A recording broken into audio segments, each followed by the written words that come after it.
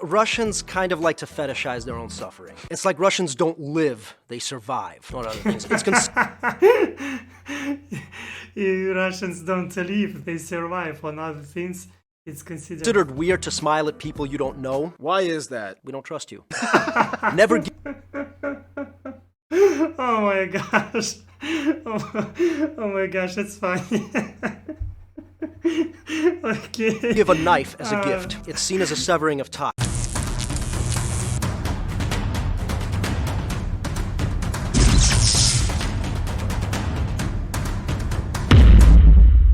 Hello everyone. Hello, my name is Alex and I'm studying English. And today we will watch another video, and this video will be about Russia. This video will be about my country. Yes, and this video was recommended to me by you, Christopher White. Thank you for your recommendation. I appreciate it very much. It means for me a lot.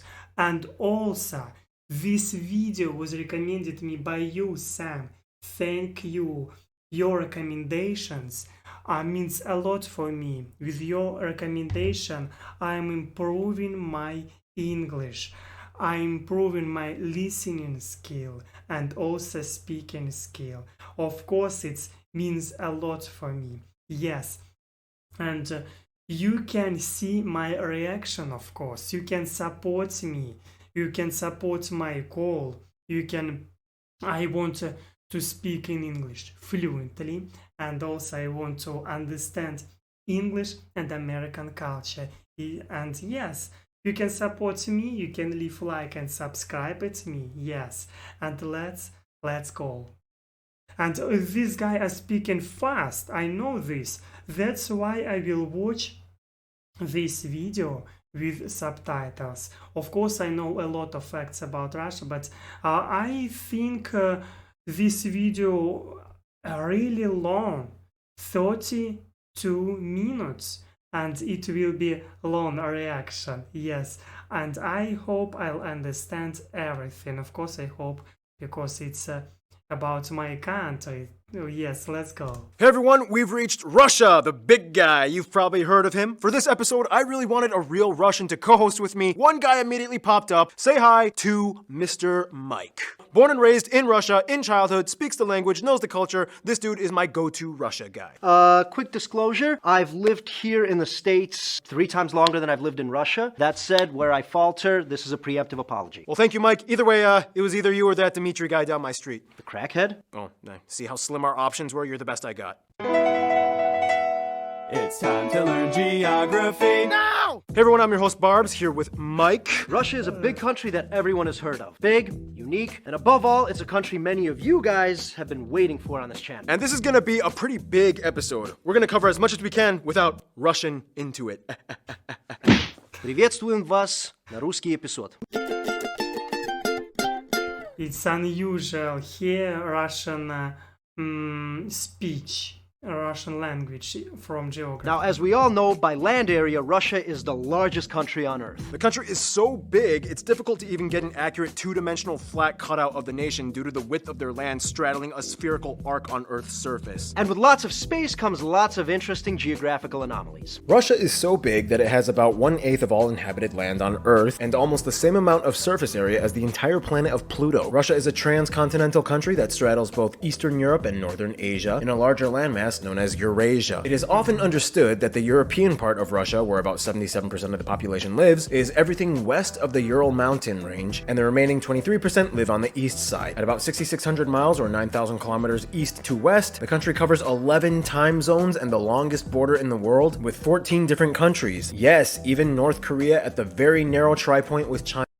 Yes, I know a lot of these facts, and it's really In addition, they recognize two more disputed areas that they border, North Ossetia and Abkhazia, as countries, even though the international community recognizes these areas as part of Georgia. Also, the country has military bases in 9 countries abroad, including the breakaway state of Transnistria in Moldova. And keep in mind, the Baikonur Cosmodrome in Kazakhstan, the world's first and largest space launching facility, is actually leased out to Russia until 2050 and acts as like a Russian exclave. The country is divided into 85 federal subjects, 2 of which are disputed, and all are divided further into 6 categories. The 46 oblasts or provinces, these are the most common subjects with direct control from the central government. Keep in mind the westernmost point of Russia is actually in this detached exclave known as the Kaliningrad Oblast. Then you have the 22 republics. These are nominally autonomous areas that have the right to their own constitution and language alongside with Russian, as many of them are inhabited by ethnic minorities with their own cultures. Then you have the 9 krais or territories, which are basically just oblasts but with a historical tie to being frontier regions, many of which are sparsely populated. You have the 4 autonomous okrugs or districts, which are like little sister areas that have a certain level of autonomy but are still subordinate to a certain oblast. These 2 oblasts are in charge of these 3 okrugs, whereas the Chukotka Autonomous Okrug is the only one not subject to any oblast or krai. Then you have one strange unit known as the Jewish Autonomous Oblast, which was kind of like a deliberately created entity that was supposed to be a new home for Russia's Jewish population, even though today less than 1% of the population is Jewish, but it's still called the Jewish Autonomous Oblast. And finally, you have the 3 federal cities, the 2 largest ones, Moscow, the capital of the country, and St. Petersburg, as well as the controversial disputed Sevastopol, located on the controversial Crimean Peninsula that is claimed by Ukraine and Russia claims as the Crimean Republic. This is a tricky subject we'll talk about later. In short, these 3 cities kind of operate as their own regions and are not subject to any oblast. Whew, and that was just the administrative division section. We didn't even get into all the other weird stuff. Like how this guy wants to revive the House of Romanov and possibly buy land in the Balkans for a micronation. Or how the California Independent Republic actually has an embassy in Moscow. Or how they once had sovereignty over Alaska for over 100 years, known as Russian America, and was like, aha! I got a piece of America. How you doing, settlers? Not so good. Oh man, this war against the Ottomans is costing me a fortune. I need money. Whoa, there's a gold rush on the west coast in California. Let's all go, now. The Americans and the British Canadians might get closer and try to take over. It will cost more to defend my American territory that I don't even pay any attention to. Maybe I should just sell it. Hey, UK, you interested? I've got quite enough Arctic tundra. I think I'm quite all right.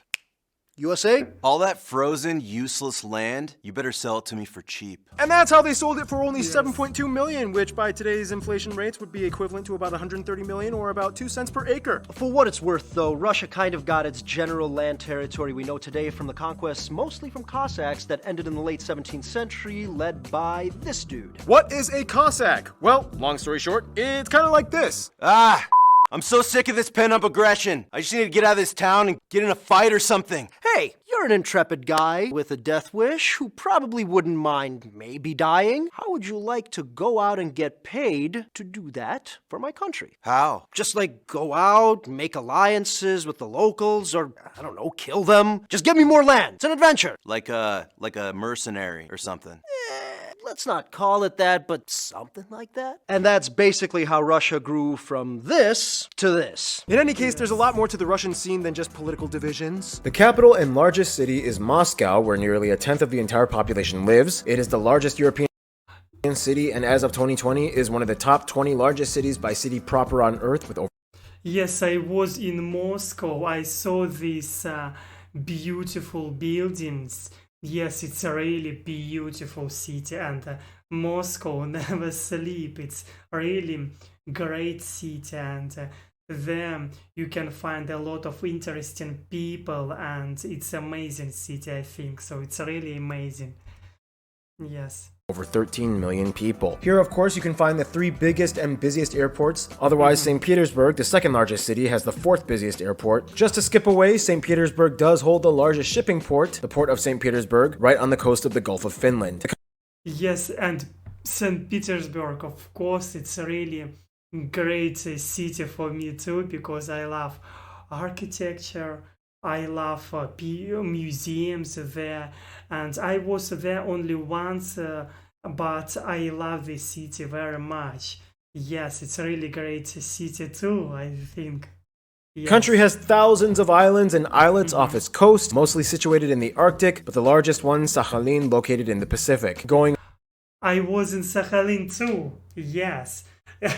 Yeah, I was there only once too, but people are there very, very friendly, believe me. Up, you see these two little guys here, the Diomede Islands? Yep, the big one on the left belongs to Russia, and the small one to the right belongs to the USA. And they sit right on the international date line, effectively meaning that even though they are only about 2 miles apart, Big Diomede Island is an entire day ahead of Little Diomede Island. Speaking of which, they have about 23,000 miles of coastline, 5th longest in the world, mostly in the Arctic, giving them the largest EEZ claim over the Arctic Sea. The country has a few territorial disputes. In Asia, you have the Kirill Islands in the east with Japan, where both claim ownership over these islands just off the coast of Hokkaido. In the Caspian Sea, Kazakhstan claims these 3 islands that are currently under Russian control. And finally, you have the most notable dispute that has made all the international headlines recently, Ukraine and the Crimean Peninsula. In the shortest way to summarize, in 2014, Russian troops took over and essentially the entire area was annexed by Russia following a controversial referendum, as most people there are Russian, and voted to secede themselves back to Russia. To this day, the international community does not recognize this referendum as legitimate, but the area is still de facto run by Russia. This means that even further than Crimea, the entire Sea of Azov is also disputed. Otherwise, if you look at the population density map of Russia, most people east of the Urals actually live close to the famed Trans-Siberian Railroad. Yes, I want to say you about these territories. Of course, I heard about Crimean, about Kurili. Yes, I heard about these. One moment.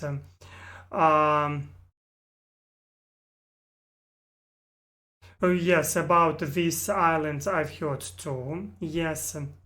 I want Longest to show in the you. world, mostly in the Arctic, giving them the largest EEZ claim over the Arctic Sea. The country has a few territorial disputes. In Asia, you have the Kirill Islands in the east with Japan, where Yes, about Kirill Islands, of course I heard because I was in Sakhalin, and it is they're wonderful people.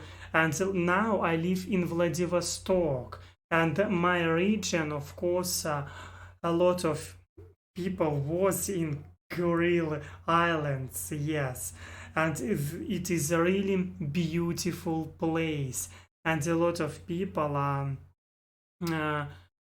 Of course, people think what it is a Russian territory. Yes, of course, there live a lot of Russians and only Russians. And I don't want to speak about this. I will not speak my opinion because every people have own opinion. I just want to say what this is a really beautiful place. Yes, I was there once in Kirill, and it's a really beautiful place. It's what I want to say you. Yes. both claim ownership over these islands. Russia. To this day, the international community does not recognize this referendum as legitimate, but the area is still de facto run by Russia. This means that even further than Crimea, the entire Sea of Azov is also disputed. Otherwise, if you look at the population density map of Russia, most people east of the Urals actually live close to the famed Trans-Siberian Railroad, the longest rail line in the world that traverses the entire country, effectively giving them access to other nations like Mongolia, China, and even further as North Korea. Travel gets even more complicated the further north or east you go. To this day, there are no main highways that reach the furthest eastern subject, the Chukotka Autonomous Okrug, and anyone wishing to go there must fly or probably take an uncharted boat from the other coastal areas along the Pacific. Whew, that was a lot of information. So yes, and I know about Chukotka, what in this place in Chukotka are really beautiful mountains. Yes, they are really beautiful. You can see this at this picture. Yes, and it's incredible place. the Pacific. Whew, that was a lot of information. So let's just skip over to the list of notable places. Some of the top places you guys, the Russian geography peeps, suggested we mention in the video include places like Dargov's City of the Dead, Lenin's Mausoleum, Ismailova Kremlin, the Moscow metro stations, Temple of All Religions, Tsar-Bell, the Dostoevsky Theater, the Vodka Museum in St. Petersburg, Hotel Ukraina, Bolshoi Zavadsky Island Maze, Freud's Dream Museum, Whalebone Alley, the Sovolki Monastery and Army Base in Gulag, Ulan-Ude Ethnographic Museum, the mummified remains of this guy, the most famous statue probably being the worker and kolkhoz woman. They've even have the tallest statue of a woman. I saw this, I was in this city. It's really incredible. I love my country, I want to say. I was traveling in Russia and I saw this beautiful statue. It's really incredible. It's really unbelievable, yes. In the world. There are, of course, so many churches, mostly Yes. Orthodox. So many amusement and theme parks. And Mike, the most top famous places would probably be... The Red Square, St. Basil's Cathedral, the Winter Palace, and Peterhof. All right, well, that was a lot of heavy information. Russia is no joke when it comes to contrast. Much like the landscape, which brings us to... Now, when it comes to the physical makeup, Russia is kind of like an ice cream shop. I mean, yes, most of the country experiences cold and freezing temperatures, but being the largest country on Earth area-wise means you're going to have a lot of different physical regions, so it's kind of like different flavors of cold, right? What do you think, Mike? Yeah, for one. The country starting in the west begins with the flat and relatively lush European plain. From there you have the Caucasus Mountains in the southwest, where you can find the highest point, the tallest point in Europe, Mount Elbrus. Just to skip away you find the Volga River Delta, the largest delta in Europe, fed by the Volga River. The Caucasus and Ural Mountains together make up the boundaries of what is considered European Russia. And from there, Asia begins with this massive area. Yes, I was flying from Vladivostok to Moscow on the plane more than 9 hours. Yes, and yes, it was really interesting for me. Area known as Siberia, divided into the West Siberian Plain, where the mighty Ob River flows, the North Siberian lowland, and the Central Siberian Plateau. Just south along the border of Mongolia, you have the Sayan and Yablanovi Mountains, where you can find the largest lake of Russia and the deepest in the world, Lake Baikal, which, by the way, has some of the only freshwater seals on Earth. It is Lake Baikal, yes, I think it's a really beautiful place. I never was there. My sister, I had grandmother and her sister was living there in near the Lake Baikal. It is a really beautiful place, yes. It is fed by a tributary on the longest river of Russia, the Lena, which flows northward into the Arctic. From there, you have all these other mountain ranges that shield the Kolyma lowlands, and finally, you reach the highly volcanic Pacific coast with the Koryak and Kamchatka ranges that extend with an archipelago southward, all sitting on the Ring of Fire. In fact, the Kamchatka and disputed Kirill Island chain have more volcanoes out of anywhere else in the country at about 200, about 60 of which are still active. The three most active and continuously erupting ones being Karimsky, Kizimen, and Shivoluch. Keep in mind, up north, the Arctic Ocean is actually divided into 5 separate seas on the Russian side, the Chukchi, the East Siberian, the Laptev, Kara, and Barents Sea. And here you can also find the northernmost point of Russia's domain, the Franz Josef Land Islands. They are right above Nova Zemlya, which has the largest glacier in Europe, and also the site where the largest atom bomb ever was dropped. I heard about this. Of course, I heard about this. It's a really neat. I like a lot of things about Russia, and some things, of course, are great. Some not so great. But I like all this stuff, all these things, because it's my country.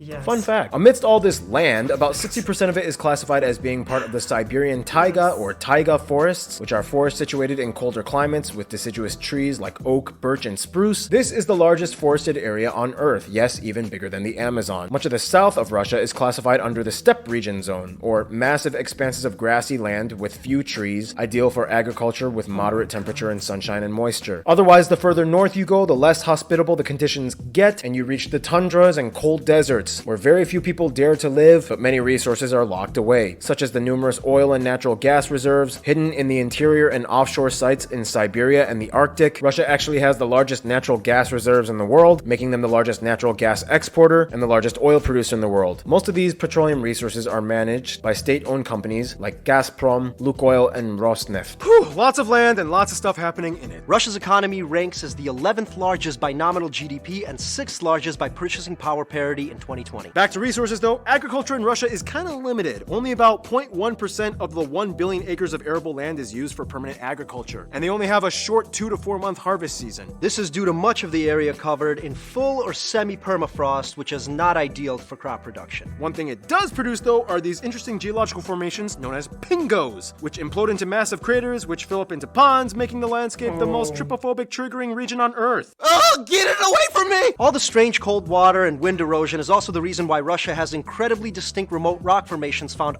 Oh my gosh. all over along the taiga and steppe regions. This means almost all farming happens in the southern areas of Russia where the climate is slightly warmer and accommodating. Nevertheless, even with the limited industry, Russia still ranks #1 in producing certain crops such as buckwheat, barley, oats, sugar beet, currant, gooseberries, and raspberries. In addition, they are the largest palladium and diamond producer in the world. When you think of Russia immediately, you think of cold. I mean, they do have the coldest inhabited town on Earth. But Russia actually has the largest temperature range on Earth recorded as well. The town of Verkhoyansk can go from 37 degrees in summer to -68 in winter, making a 105-degree difference. Technically, the fringes of the Caspian Sea in the south are also considered semi-arid desert zones, making them some of the warmest regions in all of Russia. And some of the surrounding landscapes you could swear were in northern Africa or the Middle East, with sand dunes and camels. And speaking of camels, animals. The country has over 260 mammal species and nearly 800 bird species. Animals you may have heard of, such as the Siberian.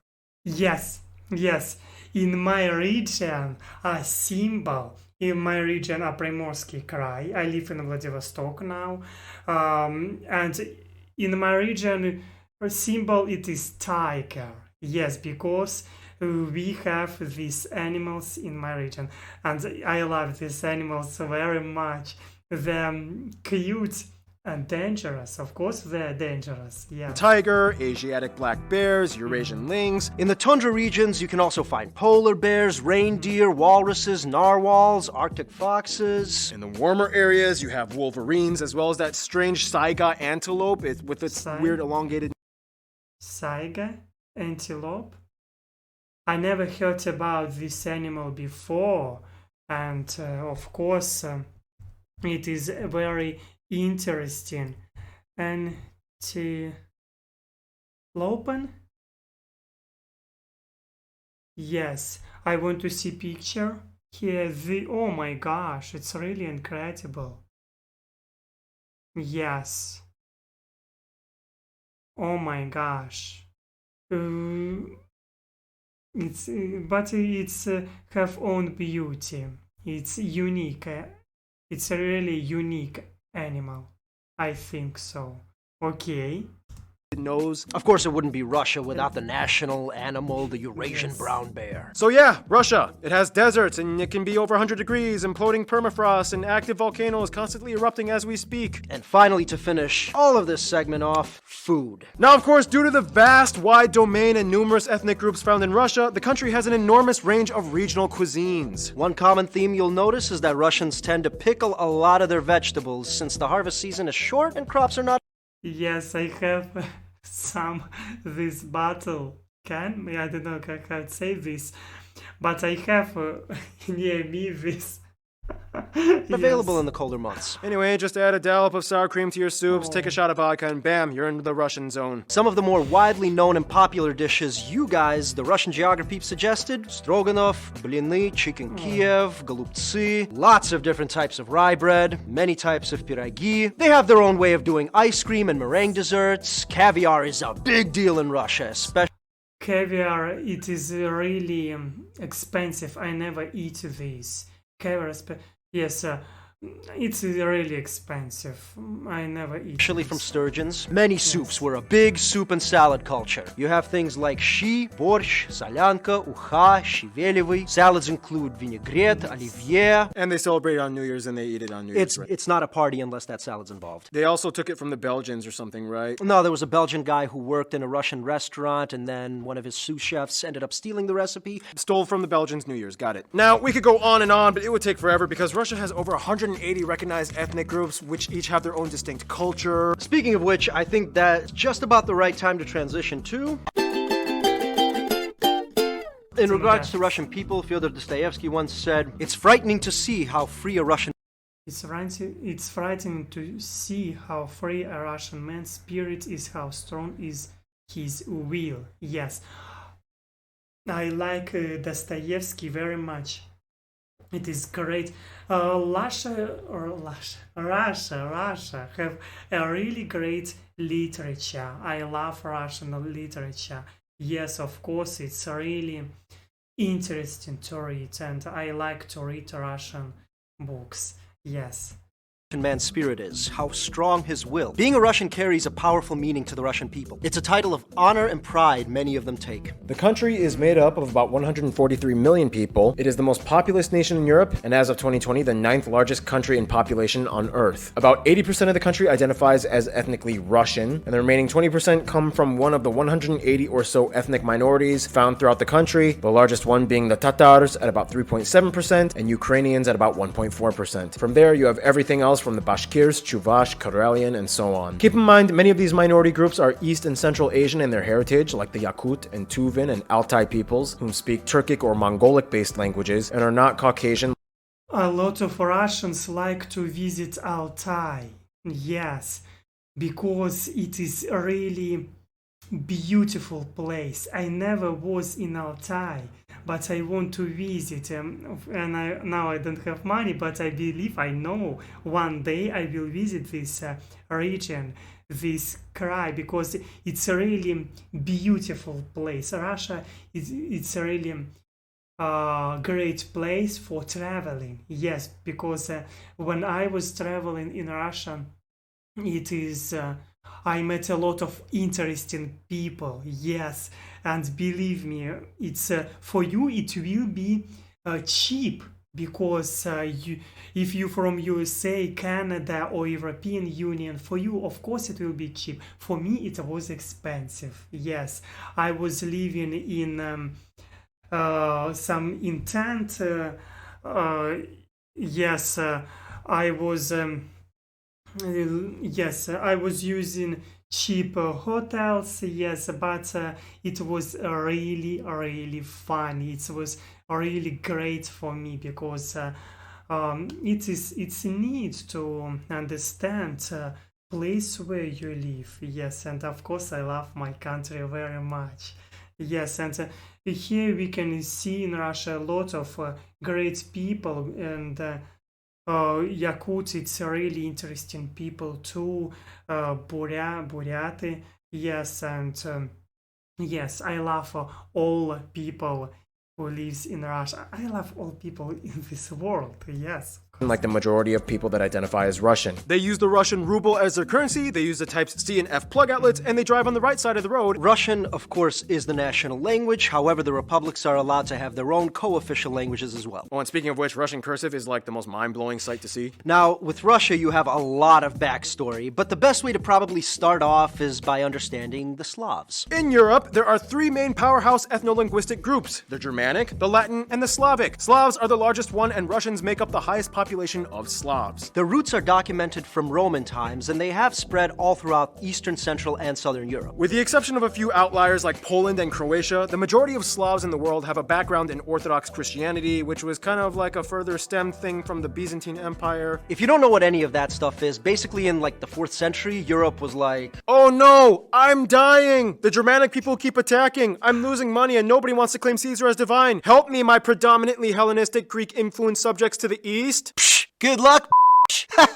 I'm doing my own thing. I also made my own capital, and I'm ditching that polytheistic stuff for Christianity. And then in the 11th century, it was like, "So what's your problem? Why do you want to split up?" Well, besides the secondary dogmas we disagree on, we mostly don't like your practices. We don't think the Pope has any authority over the church. Yeah, but you guys have patriarchs. Yeah, but that's not the same thing. Those are like regional managers. Also, you guys have way too many creepy statues. We believe priests should be allowed to marry, and we kind of like growing out our beards. Well, yeah, well, at least we play actual musical instruments during Mass. There's a lot more that goes into it, but getting into the theological discrepancies between the two would take forever to explain. In any case, less than half of the population of Russia actually adheres to the faith, and about 30% of the country identifies as either spiritual but not religious, or unaffiliated agnostic or atheist. Aside from all that, it is important to note that not everybody in Russia is Slavic or Orthodox. I already made a video explaining about Yes, it's a really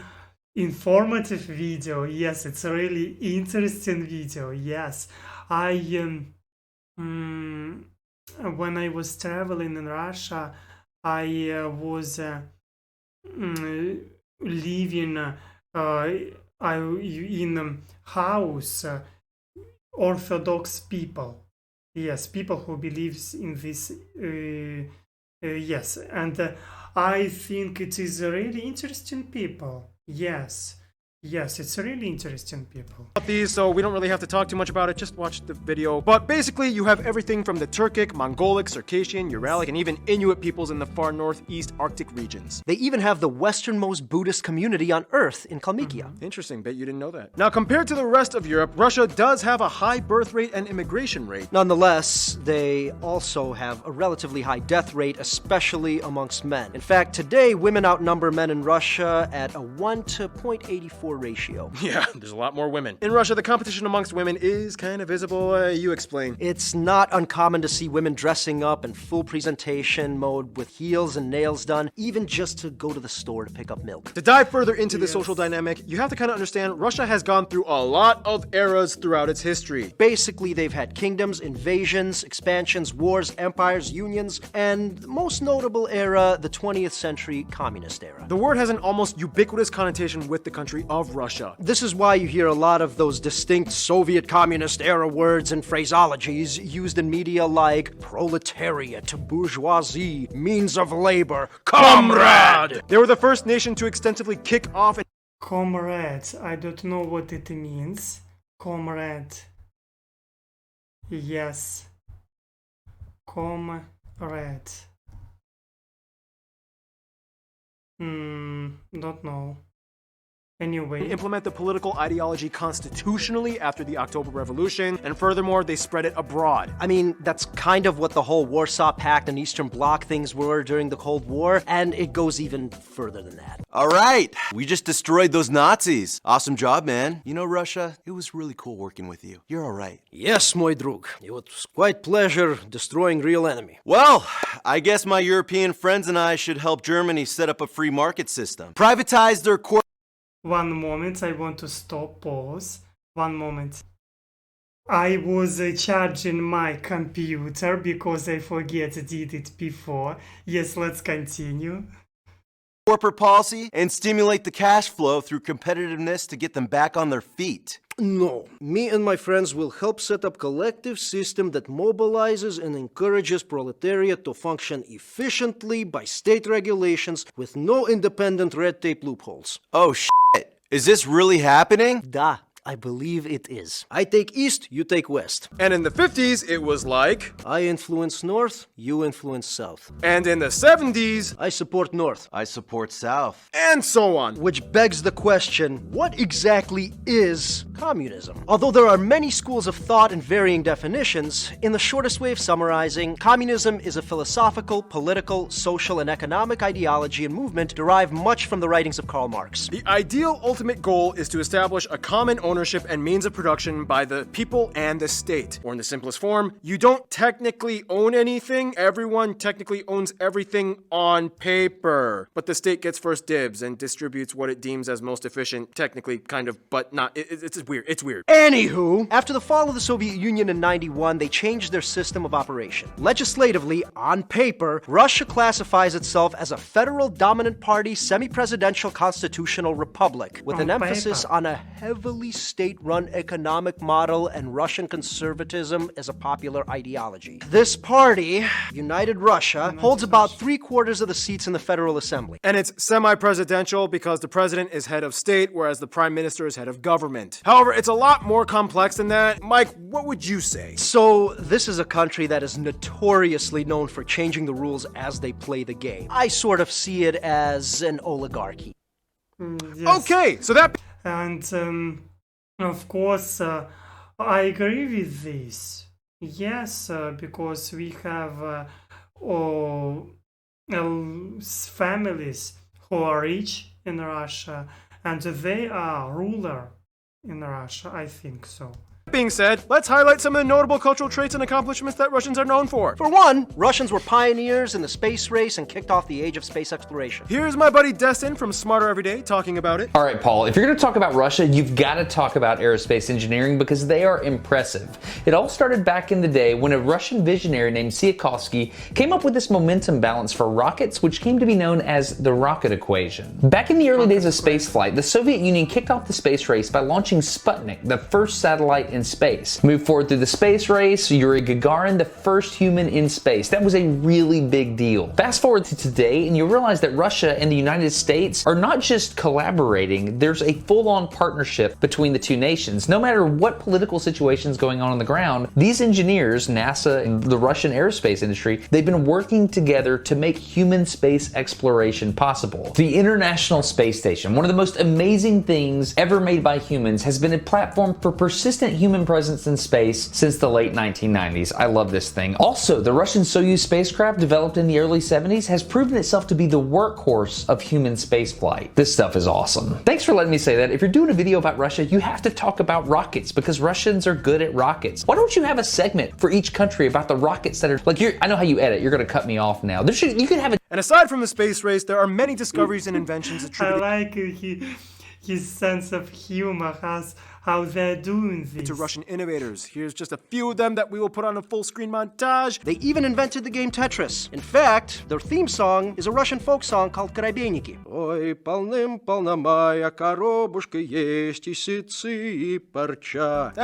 This dude Mendeleev also created the earliest form of the periodic table, and some elements are actually named after Russians and Russian places, including the guy himself. They're also the pioneers of stem cell research and numerous surgical procedures like heart and lung transplants. Even amongst the diverse republic areas, there are some universal Russian customs and traits that transcend regional boundaries. All Russians take holidays and festivals very seriously and enjoy their times of celebration. Christmas was effectively brought up to New Year's, and instead of Santa Claus, they have Ded Moroz, basically translates to Grandfather Frost. Later iterations give him a little sidekick, Snegurочка. Otherwise, all over you have other festivals celebrated like these. Women's Day is a huge one. It's a common misconception that Russians are genetically acclimated to the cold. Explain. We just handle the cold better because we bundle up better. But you guys do have that like banya sauna culture, and you guys jump into the ice water a lot, right? Oh yeah. In addition, Russians are known for excelling in a range of sports, most notably ice hockey, wrestling, figure skating, and gymnastics. They have consistently ranked high in the Olympics and ranked the #1 medal winners twice for the winter seasons of 1994 and 2014, where they hosted in Sochi. Which has a stream of following controversies. Chess is a huge part of their culture. The game of cold logic rewards cunning and has always spoken to the Russians. Some of the top chess players in the world have come from Russia. The 1830s Romantic era was sort of seen as like the golden age of Russian writing. Some of the top notable authors like Dostoevsky, Tolstoy, Chekhov, given the honor and prestige of Russian literature. Russians have an incredibly long Rolodex of folk music that dates back centuries, And many native instruments are still used to this day, like the bayan accordion, the sviral flute, strings like the domra, guzli, and the most famous of all of them, the triangle-shaped balalaika. every region has their own style of dance. But the most internationally well-known styles probably being the troika and prisyadka. Russians know how to put on a show. The world-renowned Russian ballet has been operating since the late 17th century, and everyone knows that Russians are some of the best circus performers in the world, excelling in acts like juggling, acrobatics, contortion. Russia has many artists spanning across Oh my gosh, they so informative. Yes, it's a really informative video. And this long video and really informative. Oh my gosh. a wide spectrum of genres, movements, and styles. Russia also has a history of animation. It wasn't until 1935 that Soyuz Multfilm, Russia's largest animation studio, was started. We all grew up on this. Ну погоди, спокойной ночи, малыши, Чебурашка, Ёжик в тумане. Otherwise, what are some last-minute things you would like to tell us about what it means to be Russian, Mike? Without trying to be dismissive, Russians kind of like to fetishize their own suffering. It's like Russians don't live, they survive. Not other things. It's Russians don't live, they survive. On other things, it's considered weird to smile at people you don't know. Why is that? We don't trust you. Never give Oh my gosh. Oh my gosh, it's funny.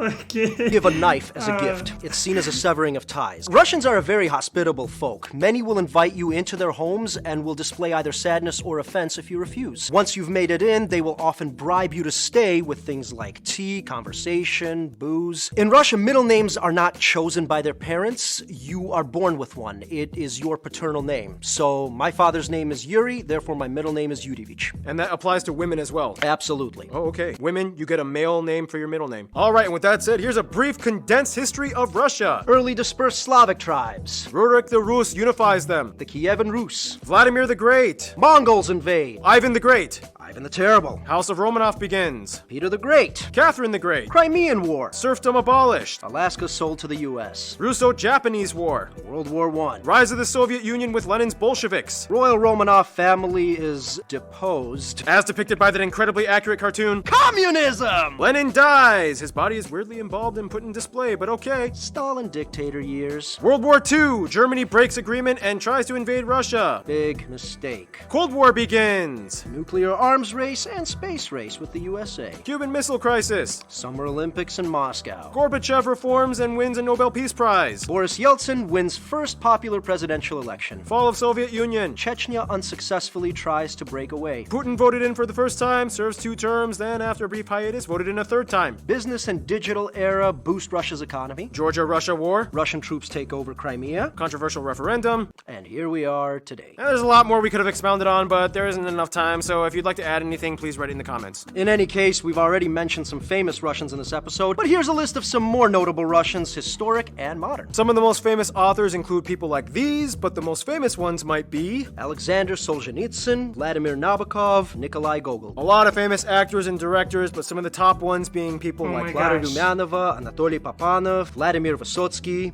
Andrei Mironov, Anton Yelchin, Alla Pugacheva, Valery Syutkin, Boris Grebenshchikov, statesmen and war heroes like Alexander Nevsky, Georgy Zhukov, Mikhail Kutuzov, Valentina Tereshkova, Vasily Zaitsev, Alexander Pakryshkin, tons of athletes like these. Lev Yashin, Olga Korbut, Irina Rodnina. And there's a lot more. Please add them in the comments if we missed any. Yeah, those are just my favorites. As you can see, Russia is not just a country, but Oh my gosh, it's really a lot of people who live in Russia are really great. Yes, and they are trying their best. They're doing their best. And of course, the most important in Russia, it is people. I think it is really great people. And I think in other countries, people are great and do it really well. I think in USA, people are great. A lot of people in USA are really great. And they're doing very well for this world. And in UK, USA, Australia, Canada, European Union, and I think in other countries we can find really great people, of course, yes. almost like its own world in itself. And speaking of the world, that brings us to... Now, with Russia, diplomacy has played a very unique role throughout the past few centuries, even before Cold War times. As a transcontinental nation, they've always had kind of their hands in both European and Asian affairs, but it doesn't really stop there. For Africa, 7 countries had governments that were actually influenced by Marxist ideologies brought in partially by Russians during Cold War times. These countries developed the closest ties diplomatically with Russia. It also explains why the flags of Angola and Mozambique have images inspired off of the former Soviet hammer and sickle emblem. In Asia, things go all the way back to the era of expansion when Russia was conquering lands east of the Urals. Today, 4 countries in Asia are categorically classified as either constitutionally communist or led by a communist party, primarily influenced by what was back then communist Russia. They are China, North Korea, or the DPRK, Vietnam, and Laos. Russia is one of the few countries that had ties to North Korea after the Korean War, as they influenced certain aspects of their Juche ideology, and even during the most isolated years, Russians still had relatively easier access to North Korean travel and business. During war times, Russia also played a pretty strong role role in the influence of various sides in Laos, Cambodia, and Vietnam. Today, Vietnam is one of the favorite hotspots for Russian tourists in Southeast Asia. With China, relations are generally amicable, although in the 50s there was the massive Sino-Soviet split in which China was like, look, Russia, it's cool you introduced the concepts, but we're going to run communism our own Chinese way and we don't need you to chime in anymore. Nonetheless, today China is one of their closest allies and biggest trading partners. Which is interesting because with India, relations have been relatively good after the Indo-Pak War, in which Russia sided with India against Pakistan, who is an ally with China. And today, Goa is a huge hotspot for Russian tourists as well. Either way, all three are members of the BRICS countries, which also include Brazil and South Africa, 5 emerging world regional powers that have agreements on things like mutual benefit and development. Cuba and Venezuela are probably the best Latin American friends, Cuba being the only country in the Americas that fully adopted communism and played an important role in the Cold War tensions. With Venezuela, it's a little complicated. Under the Chavez years, Russia was close with trade and military cooperation, but after his death, Russia vied to support the succeeding Maduro presidency, which was seen as invalid by many across the world. Where the country stand on Venezuela. Yes, and it's incredible. It's really incredible, oh my gosh. And from there, things got even more complicated amidst the protests, and Russia vowed to support Maduro's side even more if military action was required. The USA is like the forbidden friend, shaking hands together with both fingers crossed behind their backs. Politically, everything has to be incredibly strategic, and not all the rules apply when they play. After the Cold War ended in 1991, relations warmed significantly, but then the US involvement in Central and Eastern Europe made Russia distrustful again, especially with the 1999 NATO interventions in the Balkans. From there, it's a back and forth ping pong game. I'll set up missiles in Poland, I'll build a base in Venezuela, I'll flirt with Ukraine, I'll give asylum to Snowden, and so on. As people, though, the Russians and Americans actually get along pretty well. The USA has the 4th largest population of Russians in diaspora, and many famous Americans have Russian ancestry. When Americans meet a Russian, they might curiously ask questions about what being Russian is like, but at the end of the day, they enjoy the same drunken shenanigans. Ukraine is kind of like the best frenemy with Russia. They have the largest population of Russians outside of Russia at over 8 million, and it is incredibly complicated. Putting all the controversial areas aside like Crimea and Donetsk, Ukrainians and Russians may not always get along on paper. Oh, yes, I was trying to travel in Ukraine, but it was difficult. I never was in Ukraine because I want to translate this. One moment. Yes, because I was not allowed to enter Ukraine. Yes, because I'm young. But of course I want to visit this very beautiful country. I was trying, but because I'm from Vladivostok, they say to me what it's really suspicious because I'm young and maybe I want to do something against government.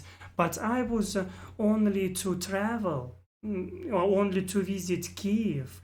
And of course it was really sad for me, yes. Oh, and I believe what one day I will visit Ukraine because I love this country, I love these people from Ukraine, yes. But they have an incredibly long history and they understand each other very well. It's even more interesting when a Ukrainian and Russian marry each other. When it comes to their best friends, however, my sister have a husband and he's from Ukraine, yes. Most of you guys, the Russian geographers, mentioned 3 countries: Belarus, Kazakhstan, and Serbia. Yes, I was in Belarus. It is a really beautiful country. When I speak beautiful country, at first I think about people. I love people from Belarus. I love them very much. Yes. Serbia, in essence, is kind of seen as like Russia Jr. with a little Balkan spice. Both were once communist powers in their own right, both follow the Eastern Orthodox branch of Christianity, both write in the Cyrillic alphabet with few differences, both are opposed to the whole Kosovo thing, and Russians are welcome with open arms in Serbia. Serbians even sometimes say they are one of the 300 million, referencing the entire Russian global population. Yes, I heard about this phrase. Yes.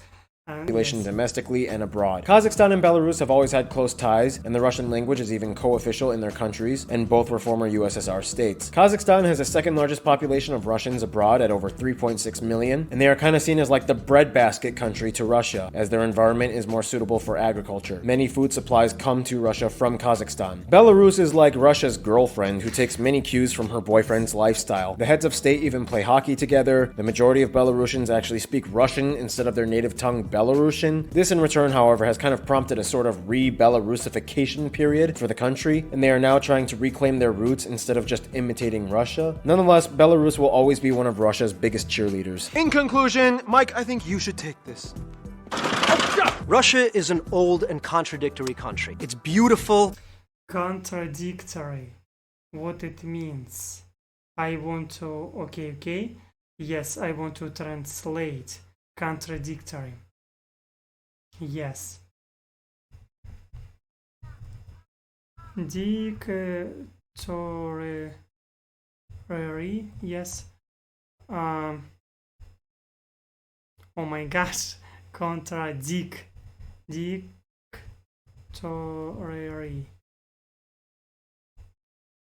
Yes, I get it. I understand. Contradictory.